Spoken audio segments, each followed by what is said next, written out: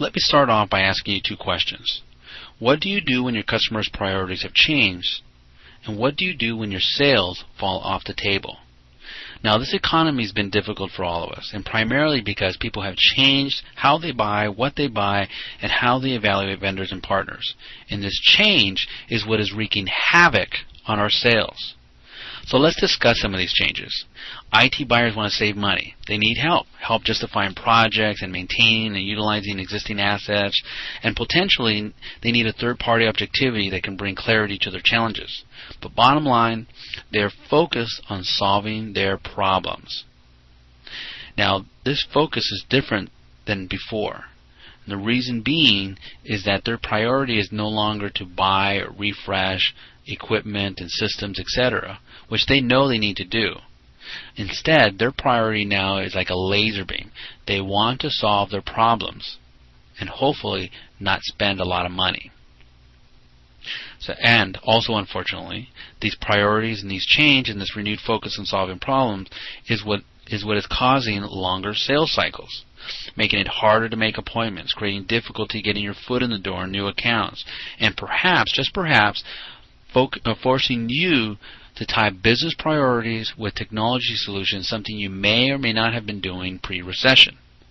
And finally, it's getting harder to differentiate yourself from your competition. And talking about competition, it's everywhere and it's unbelievably crowded.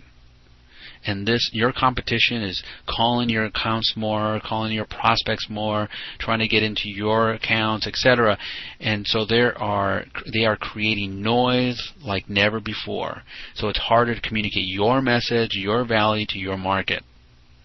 So given what I just discussed, I need for you to ask yourself a couple of more questions. Why would anyone meet with you? Why would anyone want to share information with you? And why would anyone want to spend time with you at an event or an appointment? Now, as I ponder these questions from my own technology sales experience and from the experience of others, my students, my partners, my associates, I started to see something emerge. And what I realized is that this problem isn't so much about money and about budgets. It's really about the gap between them solving problems and them engaging you. And that gap is what I call the recession of trust. You see, this recession isn't so much about money. It's more about a lack of trust. Now you see that as this recession has unfolded. Take, for instance, the healthcare debate. People don't trust the government to run healthcare. Take financial institutions. People don't trust them anymore. Take their employers. People have been through layoffs, so they don't trust their employers. Think about their vendors. They simply do not trust other organizations, companies, and institutions. It's not personal, but given that their budgets are restrained and they're under financial scrutiny, they simply don't trust easily that the results and the ROI that we promised them will happen. And so they hesitate. They hesitate with making IT buying decisions. So the key is, how can we close that gap? How can we show them that we can help them?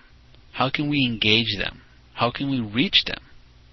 And that's what we're going to learn in the next videos.